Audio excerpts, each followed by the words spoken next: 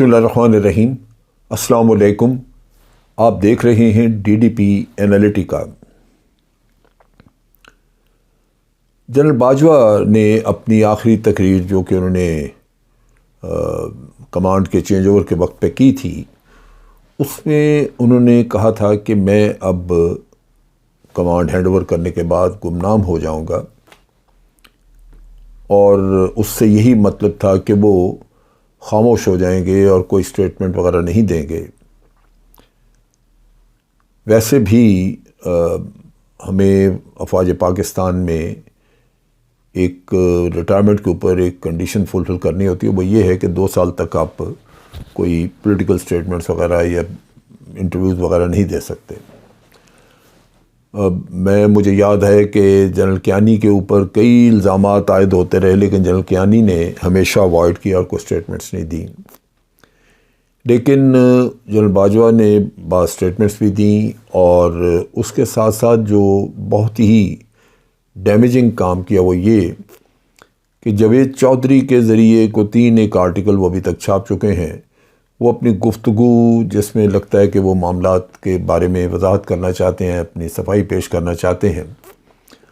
وہ انہوں نے جاوید چودھری کو بلا کے بتایا، اور پھر میرا خیال ہے کہ وہ اسی کو حرف بحرف کوٹ کر کے تو وہ آرٹیکلز کی شکل میں چھاپ رہا ہے۔ اس گفتگو جو کہ چھپتی رہی، میں پرسنلی میری ملاقات نہیں، ورنہ میں مشورہ دیتا اور دینا چاہیے ان کو مشورہ کہ آپ یہ کام نہ کریں۔ اس کا غیر ارادی طور پہ جو کچھ کہہ گئے اور جو کچھ اس میں سے عوام سمجھ رہے ہیں، اس کا ایک تو پہلو یہ نکلتا ہے کہ جنرل باجوہ کے خلاف اس پہ چارج شیٹ تیار ہو سکتی ہے، گو کہ وہ ڈائریکٹلی ان کے کوئی انٹرویو ایسا نہیں ہے کہ جس میں وہ اپنے منہ سے کہہ رہے ہوں۔ جاوید چودھری کہہ رہا ہے کہ جی انہوں نے یہ کہا، کل ہم کہہ سکتے ہیں کہ جی جنرل باجوہ نے یہ نہیں کہا تھا، اور جاوید چودھری غلط کہہ رہا ہے، وہ ہو سکتا ہے۔ لیکن اس کے باوجود ایک طرف پبلک پرسیپشن کہ لوگوں کے ذہن میں تھا کہ جنرل باجوہ بعض چیزوں میں ان کا دخل ہے، اور اب ان آرٹیکلز کے بعد چیزیں جو ہیں وہ زیادہ صفائی سے، زیادہ کلیئرٹی سے سامنے آ رہی ہیں، اور اس کی وجہ سے عوام کے اندر جو امپریشنز تھے وہ زیادہ مضبوط ہوتے جا رہے ہیں، اور وہ امپریشنز ایسے ہیں کہ اس سے لازماً آرمی کی ساکھ کو نقصان ہوگا، اس سے آرمی کی ساکھ کو فائدہ نہیں ہوگا۔ سو 2 باتیں ہوئیں کہ ایک تو جنرل باجوہ اپنے لیے مشکلات پیدا کر رہے ہیں کہ ان کے اوپر مختلف الزامات جو ہیں وہ کسی حد تک وہ انہی کی گفتگو کی وجہ سے وہ لگتا یوں ہے کہ شاید درست ہیں، اور دوسری طرف یہ ہے کہ افواج پاکستان کے لیے، GHQ کے لیے یہ ایک ڈیفیکلٹ سچویشن ہے کہ کل کو اگر جنرل باجوہ کا ٹرائل شروع ہو جاتا ہے یا جنرل باجوہ کی کوئی انکوائری کھل جاتی ہے تو ادارہ کیا کرے۔ میرے ذہن میں آتا ہے کہ یہ اس سے پہلے بھی ہم اس طرح کی ایک مشکل میں پھنس چکے ہیں۔ جنرل اسلم بیگ جو ہمارے چیف آف آرمی اسٹاف تھے، ان کے بارے میں یہ کہا گیا کہ انہوں نے ISI کے ذریعے کسی زمانے میں پیسے تقسیم کیے تھے IGI بنوانے کے لیے۔ اب آپ دیکھیے کہ وہ سارا کچھ زبانی تھا، لیکن ہوا یوں کہ سیاستدانوں کے چکر میں، یعنی سیاستدانوں نے گھیر کے جنرل اسد درانی سے ایک ایفیڈیوٹ لے لیا، جس کے اوپر وہ ہمیشہ پچھتاتے رہے کہ میں نے کیوں دیا۔ انہوں نے ایک سادگی میں اپنی سچائی کے طور پہ انہوں نے کہا جی ہاں ہم سے یہ پیسہ وصول کیا ہے مختلف سیاستدانوں میں، جس میں میاں نواز شریف بھی تھے جنہوں نے کافی سارا پیسہ لیا تھا ISI سے اپنے الیکشن کے لیے۔ تو وہ چیز بعد میں مشکل بن گئی، اور جنرل اسلم بیگ اور جنرل اسد درانی دونوں وہ مقدمہ بھگتتے رہے، اور وہ آج تک لٹکا ہوا معاملہ، اور وہ بیچارے چھپتے بچتے پھرتے ہیں اس سے، لیکن کسی بھی سیاستدان پہ کسی نے ہاتھ نہیں ڈالا۔ پیسہ لینے والے اور پیسہ دینے والوں کا قصور ایک جیسا ہے۔ اگر آپ عدالت میں گھسیٹتے ہیں پیسہ دینے والے کو، تو لینے والا جو ہے وہ اس سے کم کیسے مجرم ہو گیا؟ اگر وہ نہ لینا چاہتا تو کوئی زبردستی اس کی جیب میں ڈال سکتا تھا۔ سو وہ بری ذمہ ان پہ کسی نے نہیں پوچھا. یہی چیز آج جنرل باجوہ کو سمجھنی چاہیے.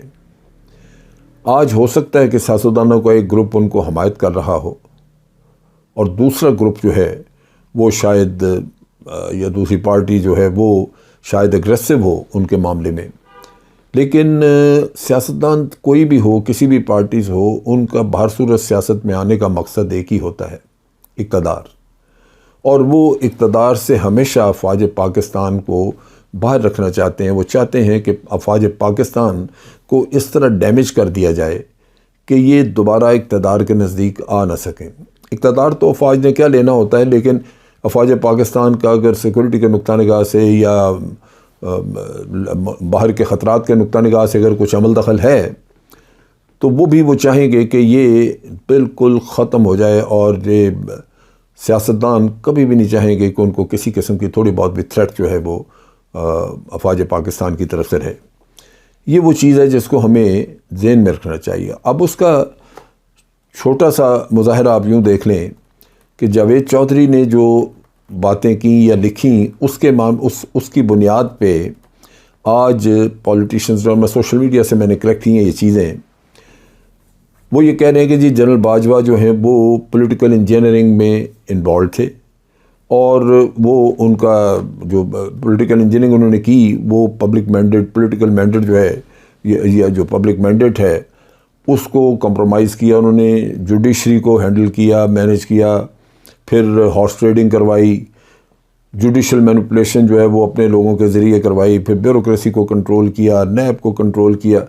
یعنی دوسرے لفظوں میں آپ الزام کا نام لے کوئی تو وہ ان کے سر پہ لگا دیا صرف ان 3 آرٹیکلز کی وجہ سے. کیا ضرورت تھی؟ اب اس کو مزید آپ دیکھیے کہ یہ تو الزام تراشیاں ہو گئیں جس کا چرچا ہر طرف اور ڈسکشن ایک چھڑ گئی کہ جناب انہی چیزوں کی وجہ سے ہم دیکھتے ہیں، ہم کہتے ہیں کہ جی عمران خان پہلے دن سے الزام لگا رہے ہیں کہ جی میری حکومت ہٹائی گئی انہی چیزوں کی وجہ سے. وہ اس کا بھی بیان اس میں چھاپ دیا کہ جناب جاوید چودھری نے کہ جب جنرل باجوہ صاحب نے کہا ہے کہ اگر عمران خان حکومت میں رہ جاتا، اس کو رہنے دیتے تو پاکستان تباہ ہو جاتا. سو گو کہ اس کی بعد میں وضاحت کی گئی ہے کہ یہ نہیں ایسے کہا گیا، لیکن بہر صورت پبلک وضاحتیں شاید نہ دیکھتی ہو، یہ مسئلہ بن گیا. اب یہاں پہ آگے دیکھیے کہ مزید ڈیفیکلٹیز کیسے آ رہی ہیں. اب عمران خان نے فوری طور پہ مطالبہ کیا کہ آرمی ایک انٹرنل انکوائری کرے اور جنرل باجوہ کی ان چیزوں میں انوالومنٹ جو ہے وہ اس کے بارے میں وہ اپنے طور پہ انکوائری کے طور پہ وہ کر کے تو پتہ لگائے، اور اس پہ لازماً انکوائری کا مطلب خالی انکوائری نہیں ہوتی، انکوائری ہے تو پھر آپ اس کے خلاف ایکشن کریں اگر وہ ان کو آپ پاتے ہیں ملزم. دوسری جو چیز ہے وہ آپ دیکھیے کہ شاہد خاقان عباسی صاحب نے ایک پروگرام میں کہا کہ جنرل باجوہ کے اوپر جو الزامات عمران خان بتا رہے ہیں، لگا رہے ہیں، وہ اگر درست ہیں تو آرٹیکل 6 کا مقدمہ چلنا چاہیے جنرل باجوہ پہ. اب یہ ایک اور مشکل بن گئی. سو ابھی یہ آوازیں تھوڑی ہیں، لیکن جیسے جیسے وقت گزرے گا، اگر پی ڈی ایم کی حکومت کل الیکشن ہار کے پیچھے چلے جاتی ہے تو انہوں نے ہر مصیبت کا ملبہ جو ہے وہ جنرل باجوہ پہ ڈال دینا کہ جو انہوں نے ہمیں کہا تھا حکومت سنبھالو. سو یہ ساری مشکل جو ہے یہ جنرل باجوہ کے سر پہ آئی، اور پھر آئے گی یہ